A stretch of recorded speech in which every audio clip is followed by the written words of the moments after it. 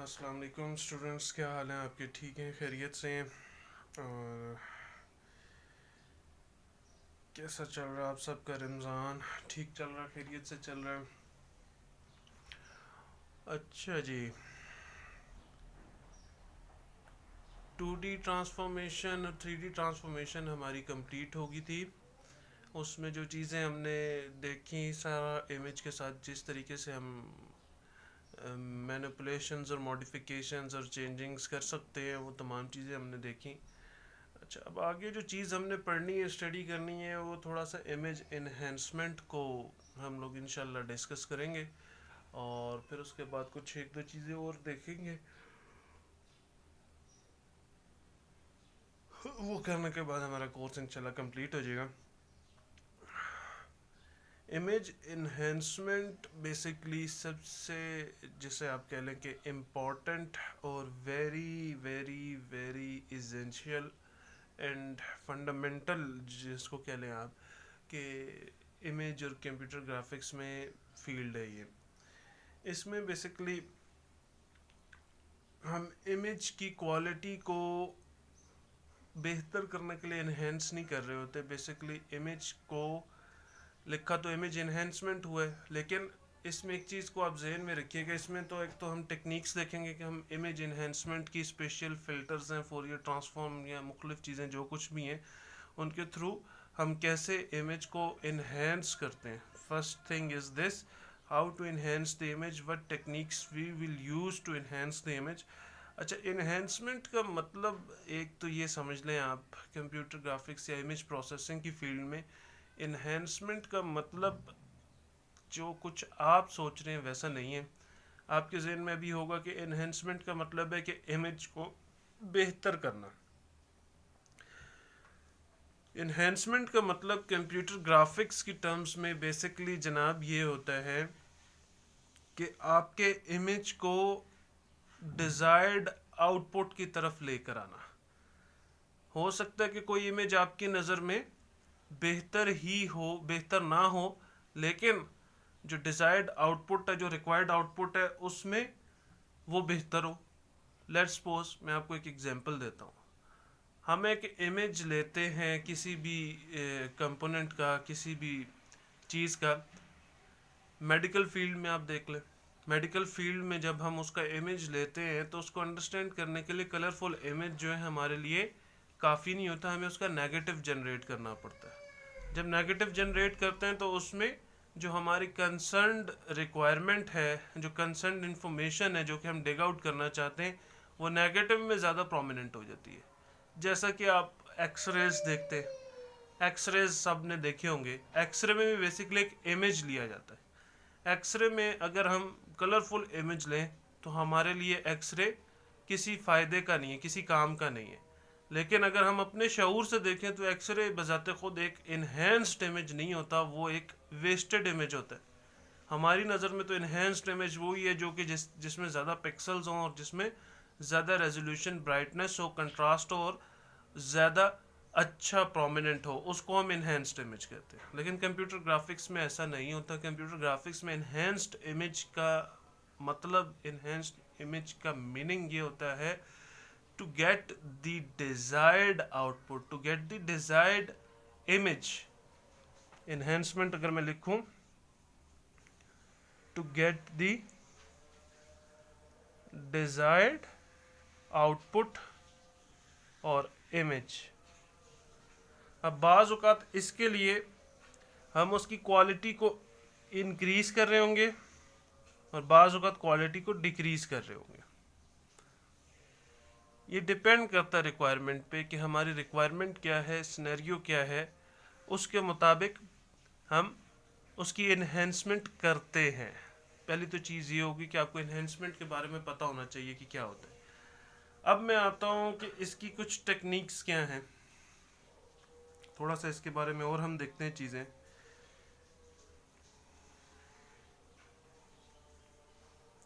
अच्छा जी,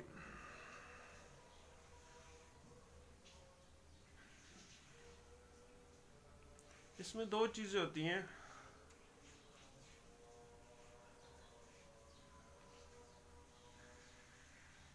human visual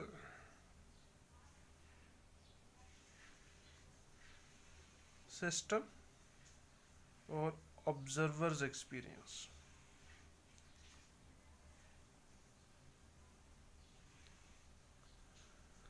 ये दो चीज़ें होती हैं जनाब ह्यूमन विजुअल सिस्टम में। जैसा कि मैंने बात की कि हमें DSLR से ली गई पिक्चर ज़्यादा अट्रैक्ट करती है, अपील करती है as compared to normal cam.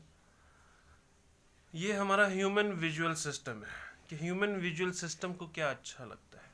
उसके लिए अमूमन हम बाज़ औक़ात इमेजेस को इन्हेंस करते हैं, इम्प्रूव करते हैं। और एक होता है ऑब्जर्वर्स एक्सपीरियंस। ऑब्जर्वर्स एक्सपीरियंस होता है कि जिसमें हम कुछ स्टडी कर रहे हैं तो उसमें हमने बाज़ औक़ात इमेज को इन्हेंस भी करना है और इन्हेंसमेंट के लिए उसकी क्वालिटी को इम्प्रूव भी करना है और बाज़ औक़ात नीचे भी लेकर आना है। अब इसकी टेक्निक्स में जनाब जो टेक्निक्स हैं इसकी, दो किस्म की टेक्निक्स हैं जिनके ऊपर काम किया जाता है। एक है स्पेशियल डोमेन मेथड्स और सेकंड है जी frequency domain methods.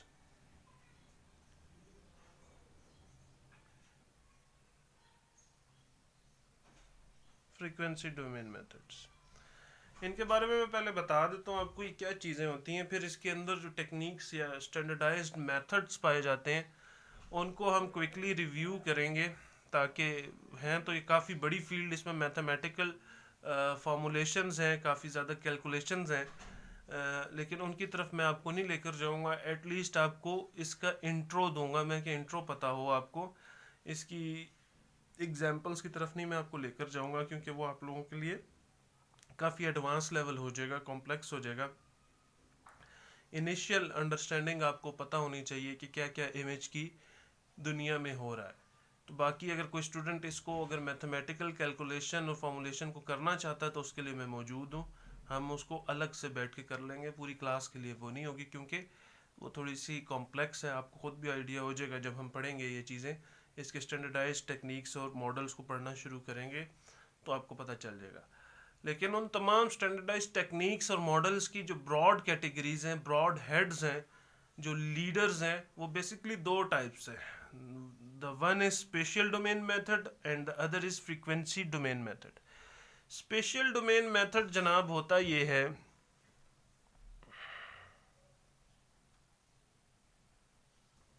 Let's suppose ये एक इमेज है, इसमें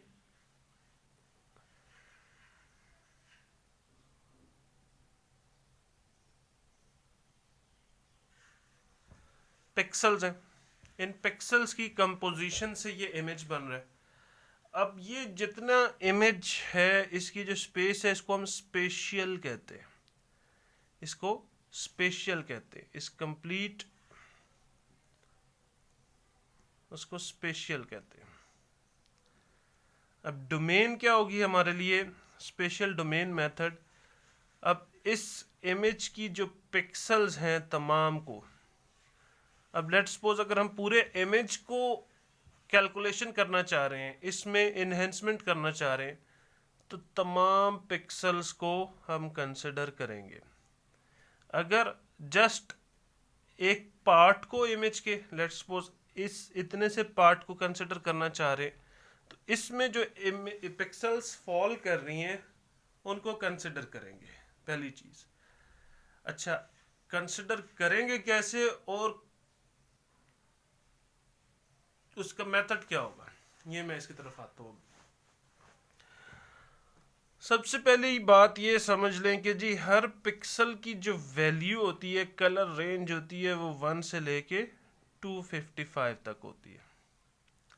1 टिल 255 तक हर पिक्सल की वैल्यू होती है। हर पिक्सल ने जो कलर थ्रो करना है, जो कलर आप कह लें कि रिफ्लेक्ट करना है, उस कलर की जो वैल्यू होगी ना वो 1 से लेके 255 तक होगी। इसका क्या मतलब हुआ कि जो 1 वैल्यू है उसकी कोई कलर रेंज है, 2 वैल्यू है उसकी एक और कलर रेंज है, 3 की एक और कलर रेंज है, 4 की एक और, टिल 255 तक। हर जो करेक्टर है वो एक कलर को रिप्रेजेंट कर रहा है। ओके हो गया ये बात। और सेकंड चीज ये है कि जब हम कोई पार्ट इमेज का कंसिडर करना चाह रहे हैं, लेट्स सपोज अगर इतना पार्ट इमेज का हम कंसिडर करना चाह रहे हैं, तो इसके लिए हम जिस तरीके से पहले हम पढ़ चुके हैं बेहतर तरीके से ट्रांसफॉर्मेशंस में, कि इमेज का एक पार्ट कंसिडर करने के लिए कैसे कंसिडर किया जाता है, ग्राफिकली उसकी रिप्रेजेंटेशन हो रही हो तो हम उसको कैसे कंसिडर कर सकते हैं, ये हम पहले चीजें पढ़ चुके हैं।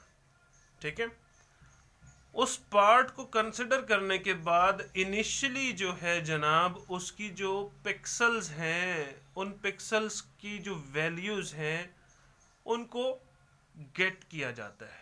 जो वैल्यूज 1 से लेके 255 तक की जो वैल्यूज हैं उनको रिट्रीव किया जाता है कि ओरिजिनल उसकी जो वैल्यूज हैं वो क्या है। ओरिजिनल वैल्यूज रिट्रीव करने के बाद उसकी प्रोसेसिंग की तरफ हम मूव करते हैं। अच्छा, प्रोसेसिंग जो हमारी डिपेंड करती है वो फैक्टर टी के ऊपर करती है। जो हमारा फैक्टर टी ट्रांसफॉर्मेशन में हमने पढ़ा कि ये हमारा जो है टी फैक्टर ट्रांसफॉर्मेशन फैक्टर होता है। जितनी हमने जो भी टेक्निक हम परफॉर्म कर रहे हो उसके रेलेवेंट जो भी हमारा फैक्टर होगा, सॉरी तो उसको हम वेरिएट कर सकते हैं, उसमें चेंजिंग कर सकते हैं और उसके मुताबिक हम उसके साथ उसकी कैलकुलेशंस और मैनिपुलेशंस करके अपना डिजायर्ड रिजल्ट या डिजायर्ड आउटपुट अचीव कर सकते हैं। अब इसमें स्पेशियल डोमेन मेथड्स में भी टी फैक्टर है। टी फैक्टर क्या है, बेसिकली हमारा मकसद क्या है। फॉर एग्जांपल कंसिडर करें कि आप एक ये पिक्सल है, इस पिक्सल की वैल्यू है 127। अब ये मिडल वैल्यू होगी, ये ना एक्सट्रीम कलरफुल होगी और ना एक्सट्रीम ब्लैक होगी, ब्लैक एंड वाइट, ये मिड टोन वैल्यू होगी ये। ठीक है, अब इसको अगर हम एक्सट्रीम कलरफुल करना चाहेंगे, हमने जो रिट्रीव की पिक्सल की वैल्यू 1 से लेके 255 तक वो ये है। अब हम इसको अगर कलरफुल की तरफ लेकर जाना चाह रहे हैं, लेट्स सपोज कि हम इसको 252 तक लेकर जाना चाह रहे हैं, तो डिफरेंस कितना है ये टी फैक्टर में हम डिसाइड करेंगे, डिफाइन करेंगे, ताकि ये वैल्यू रेज होके 252 पर चली जाए।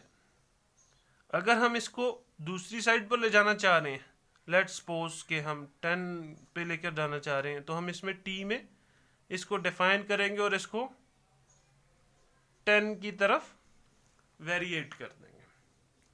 ठीक है ना, ये एक पिक्सल के मुताबिक समझाने के लिए आपको जो अंदरूनी मेन जो बैकबोन है, जो कोर है ऑपरेशंस की, वो यही हो रही होती है। लेकिन ये जस्ट एक पिक्सल है। ठीक है जनाब, अब एक इमेज में करोड़ों पिक्सल्स होती हैं, सैकड़ों करोड़ों पिक्सल्स होती हैं, तो उसके लिए हमें एक स्टैंडर्डाइज्ड फॉर्मूलेशन डिराइव करनी पड़ती है। यहाँ तक तो आपको समझ आ गया ना बेसिक थीम क्या है। एक पिक्सल अगर हो तो हमारे लिए तो कोई मसला ही नहीं है, उसको हम डील कर सकते हैं। लेकिन हमारे पास इमेज में होता क्या है जनाबे वाला, वो ये होता है कि हमारे पास रेंज ऑफ पिक्सल्स होती हैं। अब इमेज में जिस तरीके से ये मैंने बताया कि इतने से ही पार्ट में हो सकता है कि लाखों पिक्सल्स हो। अब उन लाखों पिक्सल्स की वैल्यूज हर पिक्सल की वैल्यू से डिफरेंट होगी, ऐसे ही है ना, हर पिक्सल की वैल्यू से वो डिफरेंट होगी। तो अब उसकी प्रोसेसिंग करने के लिए हमें जो चैलेंज रिक्वायर्ड है कि हम उसकी प्रोसेसिंग कैसे करेंगे। अब एक पिक्सल को तो हमें पता है कि हमने इतने तक लेकर जाना है, तो उसकी वैल्यू यहाँ पर इतने से मल्टीप्लाई कर दो। कुछ चीज़ें ये हो सकती हैं, मैं आपको लेकर जाना चाह रहा हूँ बिल्कुल रिसर्च पॉइंट ऑफ व्यू से मेन ग्राउंड्स की तरफ कि कैसे ये चीज़ें चली। एक तो स्टैंडर्ड मॉडल ये हो सकता है कि तमाम की तमाम पिक्सल्स को हम लेट्स सपोज जितने से मल्टीप्लाई इधर टी फैक्टर डिसाइड किया उसी से मल्टीप्लाई कर दे। एक ये फैक्टर हो सकता है, आपके जेहन में ये आ रहा होगा, लेकिन ऐसा नहीं होता। अगर हम सेम उसी से ही जो टी फैक्टर है वो तो आसान है, हम पूरे वैल्यूज को गेट करने के बाद एक मल्टीप्लिकेटर के साथ मल्टीप्लाई करके इमेज को आउट कर दें, लेकिन ऐसा नहीं रिक्वायर्ड होता। हमारी जो रिक्वायरमेंट है वो डिफरेंट होती है। हमारी रिक्वायरमेंट डिफरेंट कैसे होती है कि अगर ये इमेज है, हो सकता है कि यहाँ वाला पार्ट हम किसी और तरीके से मॉडिफाई करना चाह रहे हो, ये पार्ट किसी और से, ये किसी और से, ये किसी और से, ये किसी और से, ये किसी और से। हमारी रिक्वायरमेंट बड़ी डायनेमिक है। तो अब ऐसा काम करने के लिए रिसर्चर्स ने बड़ी रिसर्च की और चीज़ों को लेकर आए और इसमें स्टैंडर्डाइज मॉडल्स बनाए, फॉर्मुलेशंस बनाई, इसमें लॉगरिथमिक फंक्शंस यूज़ किए, कुछ और फंक्शंस यूज़ किए जी, ये हम पढ़ेंगे अभी आगे थोड़ा थोड़ा इनको कि क्या होते हैं, ताकि आपको पता हो कि इस तमाम चीज़ें क्या हैं, इस दुनिया से आप वाकिफ़ आपको मैं इंशाल्लाह करूँगा। तो एक स्टैंडर्ड फॉर्मुलेशन हर सिनेरियो, हर इन्वायरमेंट या हर एक क्या कहना चाहिए रिक्वायरमेंट के लिए डिफरेंट फॉर्मुलेशन होगी। तो स्पेशल डोमेन मेथड्स की जो अगर हम लोग इस तरह कंसिडर करें तो स्पेशल डोमेन मेथड्स उनको डील करते हुए हमें उसकी प्रोविज़न देते हैं कि हम कैसे उनको डील कर सकें। स्पेशल डोमेन मेथड्स की तमाम टेक्निक्स को हम पढ़ेंगे इंशाल्लाह और आपको क्लियर हो जाएगा। अच्छा, अब जो दूसरी चीज़ है फ्रीक्वेंसी डोमेन मेथड। अब एक ये भी टेक्निक और ये भी एक अप्रोच जो है इमेजेस को डील करने के लिए, प्रोसेस करने के लिए इंट्रोड्यूस करवाई गई। फ्रीक्वेंसी क्या होती है जनाब? फ्रीक्वेंसी एक वेवलेंथ होती है, एक वेव होती है। साउंड्स के लिए भी फ्रीक्वेंसी की ज़रूरत होती है। साउंड में एक वेवलेंथ जनरेट की जाती है, एक साइन वेव जनरेट की जाती है, एक इलेक्ट्रिक कम्युनिकेशन के लिए भी। This is called frequency.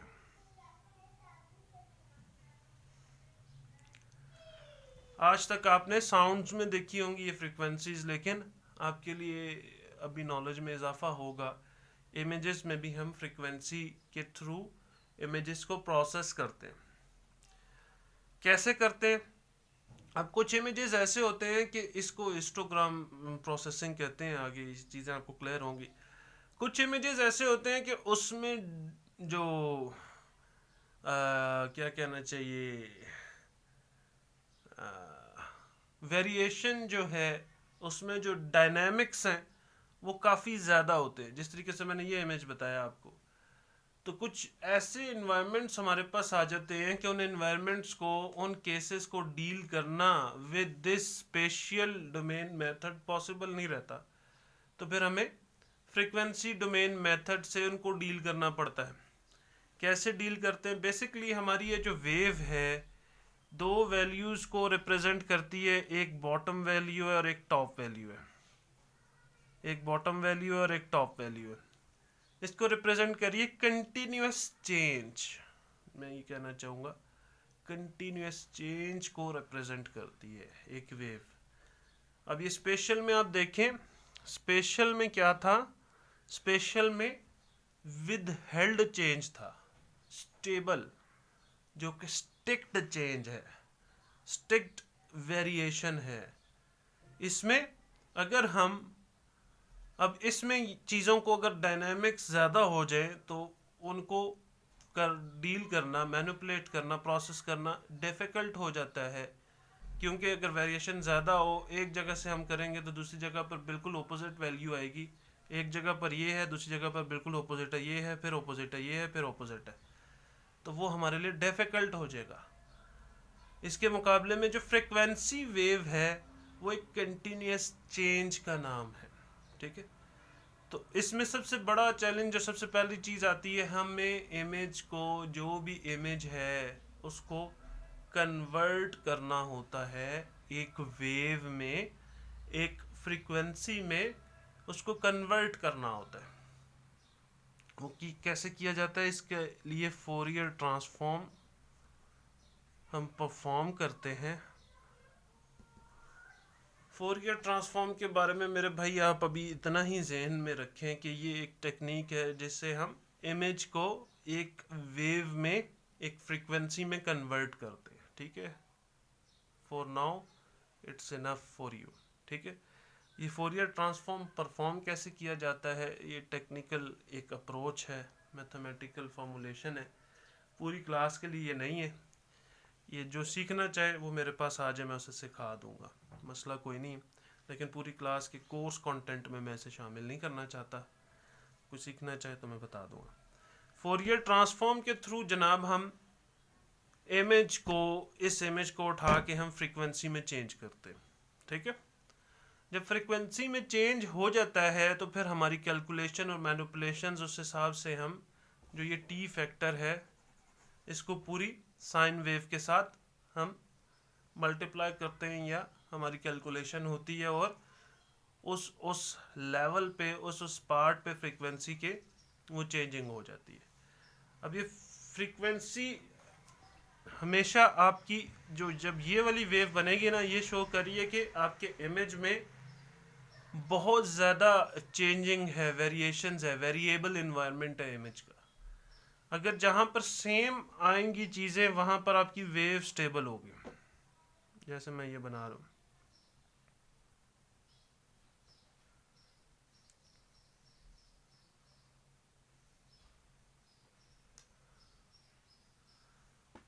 अगर इस तरह की हमारी वेव बने तो ये शो करती है कि इमेज में कंटिन्यूटी, स्टेबिलिटी है, कि नेबरिंग उसके जो कंपोनेंट्स हैं वो सेम हैं, अचानक से फिर चेंज होते हैं, फिर उसके बाद दोबारा चेंज होते हैं।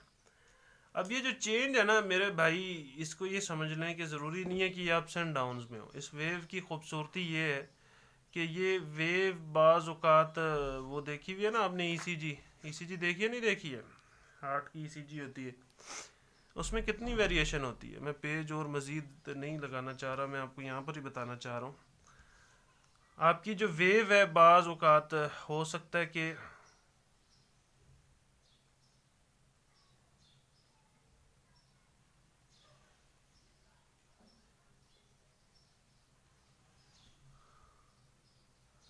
ऐसे बने। ऐसे बनाने का मकसद ये है कि जहाँ पे इसकी कर्व्स डाउन हो रही हैं, बिल्कुल पीक्स पे नहीं जा रही, तो ये कर्व्स डाउन कर्व्स भी एक वैल्यू को शो करती हैं। क्या वैल्यू को शो करती हैं कि जो 1 से लेके 255 तक की वैल्यू थी, इसकी इन बिटवीन वैल्यू है, this will be 1, this will be 255। इसके इन बिटवीन वैल्यू को उस पर्टिकुलर, उस फोकस्ड, उस कंसर्न पिक्सल की वैल्यू को ये शो करती है, ठीक है। तो हमेशा बताने का मकसद ये कि इस तरह की साइन वेव नहीं बना देनी। फोरियर ट्रांसफॉर्म के बाद बाज़ुकात ऐसी साइन वेव हमें अचीव होगी, बाज़ुकात ऐसी होगी, बाज़ुकात ऐसी होगी, डिफरेंट होगी। जैसा इमेज होगा, जितनी उसमें वेरिएशन होगी, जितनी उसमें चेंजिंग होगी, डायनामिक्स होंगे, उस हिसाब से हमें वो अचीव होगी। और उसके बाद हम टी फैक्टर अपना इसके साथ मल्टीप्लाई करेंगे, या इसके साथ हम इंडल्ज करवाएंगे, ताकि हमें एक न्यू साइन वेव जनरेट हो सके। न्यू साइन वेव जो भी जनरेट होगी उससे फिर दोबारा हम रिवर्स फोरियर ट्रांसफॉर्म करने के बाद इमेज को गेट कर लेंगे, ठीक है। आज के लिए इतना बहुत है, इसको हज़म कीजिए, पढ़िए, इसके बारे में रिसर्च भी कीजिएगा। तो इंशाल्लाह नेक्स्ट क्लास में हम इसकी स्पेशल और फ्रीक्वेंसी डोमेन मेथड्स की टेक्निक्स को डिस्कस करेंगे बारी बारी कुछ, और इंशाल्लाह इसी तरीके से आगे निकलेंगे। कोई कन्फ्यूजन हो किसी भी स्टूडेंट को तो प्लीज़ वो मुझसे कांटेक्ट करें, मैं हमेशा अवेलेबल हूँ आप लोगों के लिए, और इंशाल्लाह हम उस कन्फ्यूजन को दूर कर लेंगे। Thank you very much. अल्लाह हाफ़िज़।